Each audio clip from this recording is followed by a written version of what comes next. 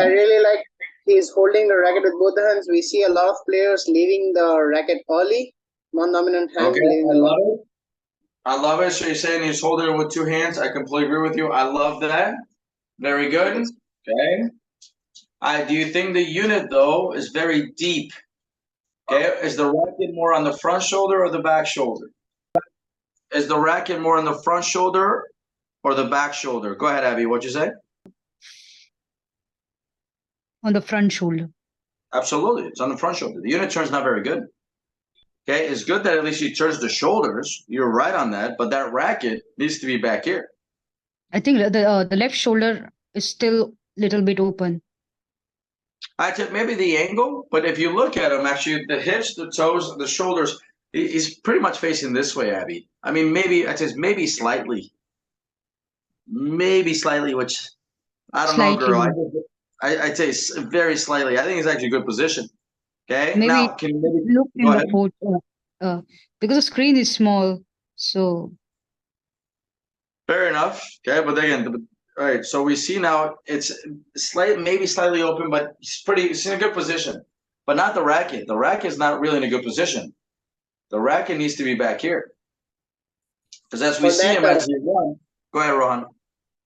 For that, we can do one thing like in the split unit, he takes the upper body first. So the racket goes first and then the legs land. It's a light millisecond change, but it will help a lot. You're completely right. Is you make sure actually the upper body turns first. Okay, whatever exercise you want to do for him to separate both segments. Turn the upper body first and then run and then turn the hips and get to it. Absolutely right. I think you're spot on. And once you do it, make sure now you teach him because his shoulders are turned, like we said. The unit itself is turned. He's turned the unit, which is going to be now the pecs, the core. Okay, he's turned it. The shoulders are turned. But the racket is not in a good position. The racket now is on the front shoulder. We have to actually make sure he gets it all the way back to the back shoulder. We want him here. We don't want him here. What about arms slightly up, holding the racket? Yeah, the arm slightly up. I think that's a fine idea. Look, the most important part is the arm slightly up. Okay, if he's comfortable with it. Now, be careful. If you go too far up, you start engaging the traps again. And that's something we said with him we don't want. Okay, the biggest thing is you can go up if he feels comfortable. The suggestion here is to actually push, okay, with the non-dominant arm and the non-dominant shoulder to push the racket back. So the left hand and the left shoulder should be pushing the racket back to the right shoulder and the right hand. Okay, it should be here. Here is fine. That doesn't matter. Okay, all cosmetic, but you get it to the back shoulder. Does that make sense? Yeah, okay. All right, from this position, you see actually he's starting his backswing. So as he's moving, the racket is moving completely. It's not a good thing. You want to make sure he's setting here and then the racket. This is where the racket, now to your point, Rohan, you have some players though that run, and I'm with you. I love it when a player holds it. I love it because you really make sure that the shoulders are even. But you have some really good players that hold it and then they let go. Okay, so again, style thing as long as the racket's back. Because this is where he should be, or close to it. At this moment, it should be open. But we see a lot of players that leave the non-dominant hand early and then they take a bigger backswing. Yeah, absolutely. You're spot on. You've been spot on all night tonight, man. Good stuff. Okay, so from here, this looks really, really good. Okay, but again, if he held it the whole time there. Okay. Then he's trapped.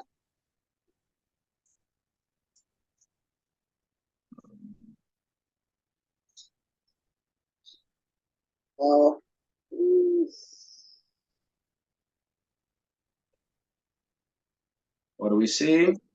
What do you think about the loading? Loading. Yeah, it's very weak, isn't it? Yeah. Probably no loading. Yeah, now, to be fair, look at the contact point though. Yeah. So there's not much going down because the contact point's so far up. The contact point's right at his shoulder. I mean, look, his bicep is lined up with the left shoulder. The ball's lined up with with both shoulders. Contact point's way too high. So also there's not a good. You see where the ball is. lined up right now with the shoulder. And I feel he's stiff also a little bit. Yeah, remember, Abby, when the contact point is higher, that's why you guys, Ron, you're finishing contact point, okay, whenever you get that video over, okay? And then, Abby, you're finishing contact points, okay? Whenever the contact point's higher, what happens to the arm generally? It get close to the It body. gets closer, generally gets closer. So whenever you're tight, generally the contact point's too high. Okay, and you see that here. Okay? What do we think about his extension?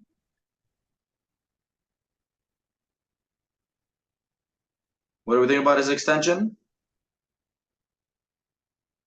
He's not completely extending. Yeah. I mean, because the contact point is so high, he's tight already. It's hard to then extend all the way out. Again, the range of motion is gone because the contact point's too high. Okay? All right. Actually finishes quite well with the hips. You see the hips are now facing his target. Okay, so when we talk about the finish, we really talk about not the racket and waist up, but we really talk about the hips, how he finishes. Okay. All right, so for him, then we have to make sure we focus, okay, on the core, what you said earlier, Abby, is to make sure the core that he's able to turn more, make sure the shoulders are able to, of course, have range of motion to take the racket back more. Okay, and then we're able to work on the glutes again. At the end, the loading is not good, but also the video shows that the contact point was too high.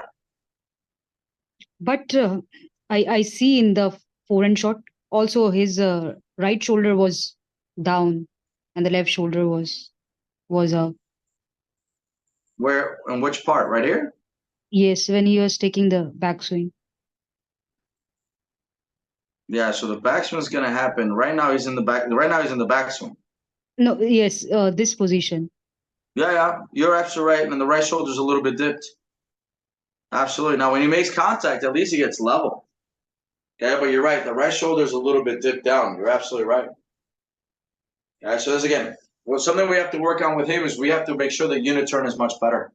One thing we're doing with him, at least, and by the way, this is something that can be done on the court for him to understand the unit turn and the spacing that's required. He needs to have more spacing here.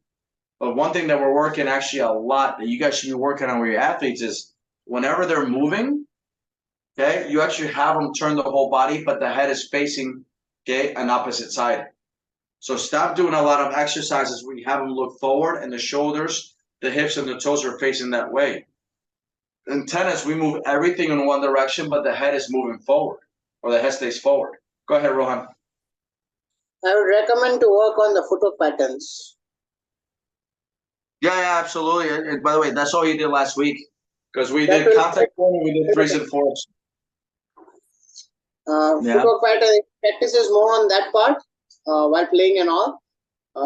He will correct the spacing, and that will be coming naturally. He will correct itself. No, I disagree with you. Okay, now when it comes to, because remember, the unit turn is what? It's about spacing here. So, Ron, you're absolutely right when it comes to if he understands the forward pattern, it's going to help him to get to the ball better. But not if he's here.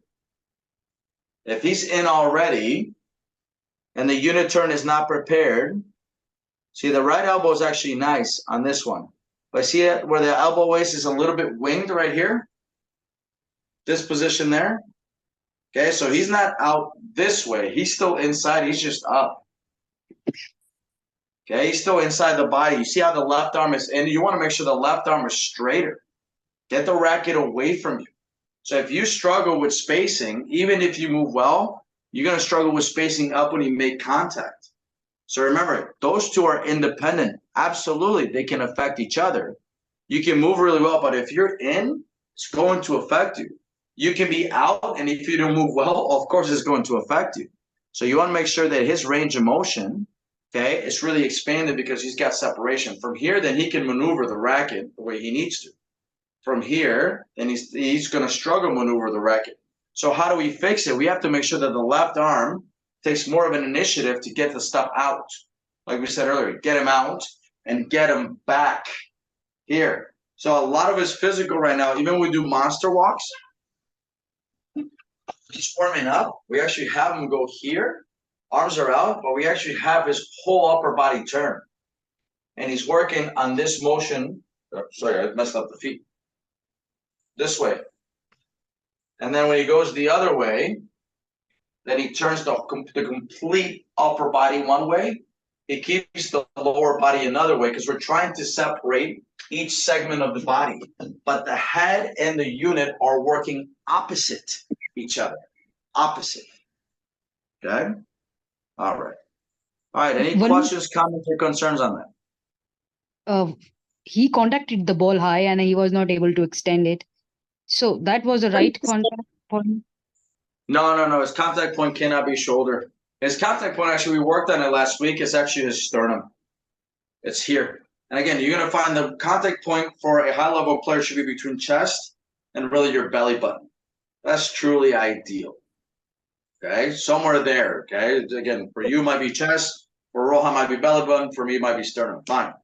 Okay? So he has to take a step back and adjust with the ball. So something we're working on this week. You know, we noticed this last week because actually he took his glasses to the gym and then he didn't like it. I think he's struggling with his eyes. I think that contact point actually is off, not because he's actually late or whatnot. Again, I think that's the secondary issues. I think he's got some issues with actually seeing the ball. So when the ball is coming off the racket, he's not gauging the ball really well, and it's catching him.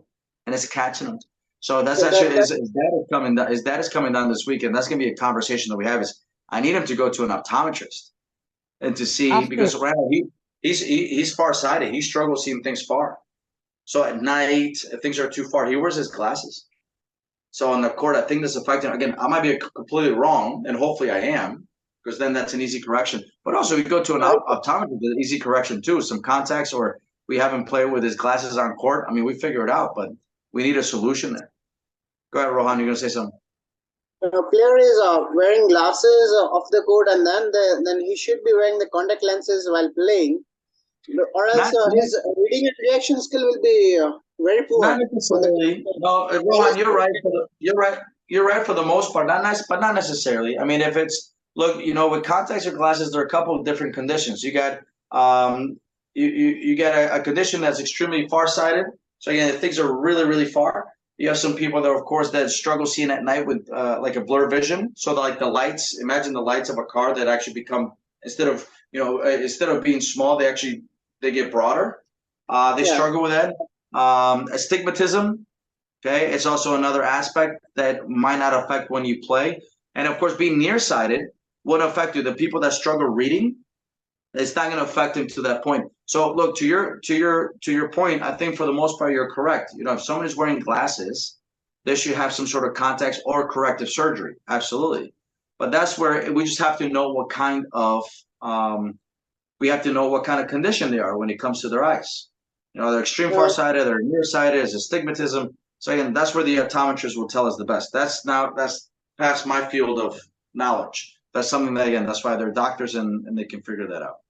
Okay? The personal thing, player, I think so. Player has a vision that is a little poor on the seeing the fast moving and the far away things. So I had that when I'm not wearing the glasses and I'm playing high intensity or fast balls. So I can't really judge the ball properly. When the ball is very near to the body, at that time my reaction starts. So that is where I wrote it down that at the end I'll tell that we have to work a lot on the reading and reaction part. Yeah, you nailed it. And that's the part where, again, then, you know, it's more farsighted. It's an athlete that struggles more farsighted.